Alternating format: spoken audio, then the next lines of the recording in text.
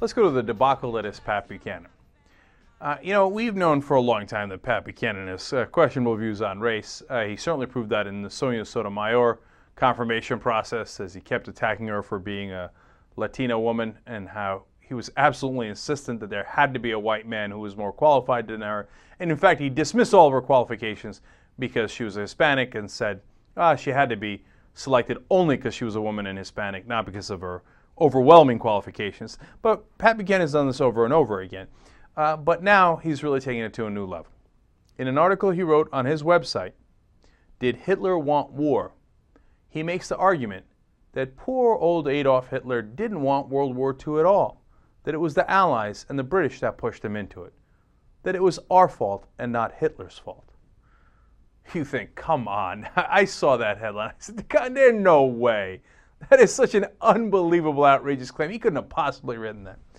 All right, here we go. First, he says, 70 years ago, on September 1st of 1939, a German army crossed the Polish frontier, and then Britain declared war a couple of days later because they had an alliance with Poland.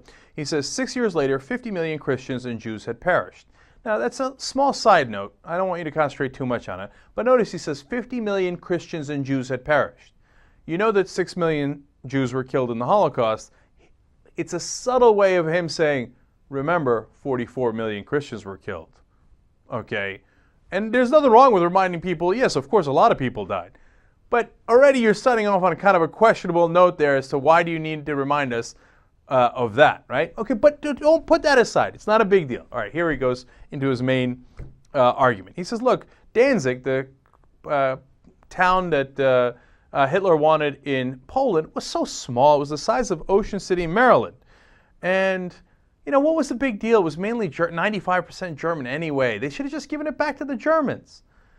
Well, how about when he went into Czechoslovakia? Well, that had to be split up anyway. Besides, the Sudeten Germans were happy to be returned to German rule.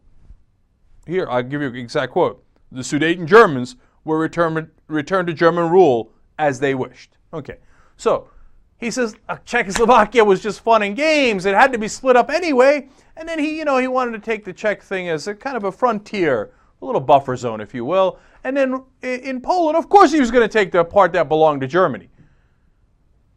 Okay, all right, I can't believe this, right? But then he takes it over the top. He says, well, look, he wasn't ready for war. He didn't have the strategic bombers and the submarines that he needed.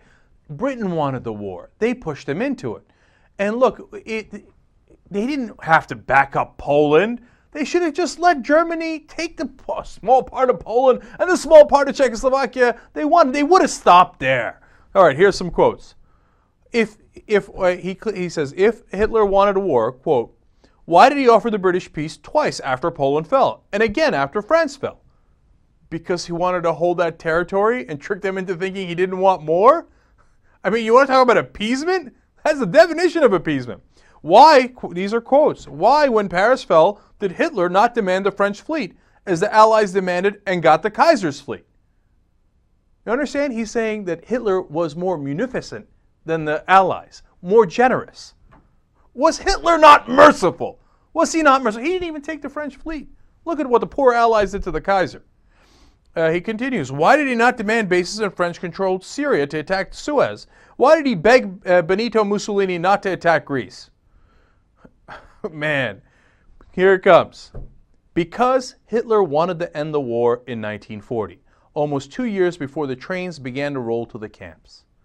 You see, if the Allies hadn't dragged the war on, Hitler wouldn't have done the Holocaust at all. Before the trains rolled into the camps, he was ready to end the war and just keep a couple of countries in Europe.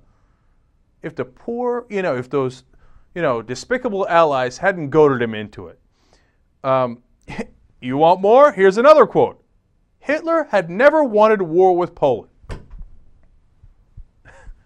How on God's green earth can you claim that when you started the article by acknowledging that he rolled the German army into Poland 70 years ago today? It's a curious way of not desiring war with a country, rolling your army into them. Britain, whose empire he admired and whom he had always sought as an ally, he said, he would not have attacked if Britain had not attacked him. He admired Britain and sought them as an ally on which planet? I mean, admiration might be a different question, okay? Sought them as an ally. And what, like he sought the Soviet Union as an ally before he stabbed them in the back? Am I the only one here how's this guy on MSNBC? How's this guy on television? I mean, this is literally a Hitler apologist. Look, I don't want to dampen historical speculation or research, etc. If he makes a case for, Danzig is 95% German and the Sudetenland, this part of it was German, and he wants to, go around the edges there and make some interesting arguments. But this isn't around the edges. This is a full-blown, poor Hitler got dragged into war by the Allies, mainly Britain, and he would have stopped and he wouldn't have done the Holocaust. And because Britain and the Allies, meaning us, we came into the war later, of course, but we were encouraging that apparently. We dragged Hitler into causing 50 million deaths. Now remember, most of those were Christians. When is enough enough? Okay, when do you say this guy is not a legitimate part of the debate and the discussion in this country, and that we can't have him appearing on a mainstream news channel pretending to have mainstream opinions? I mean, this is madness. Can't get enough of the Young Turks? Well, then subscribe to the TYT's YouTube channel.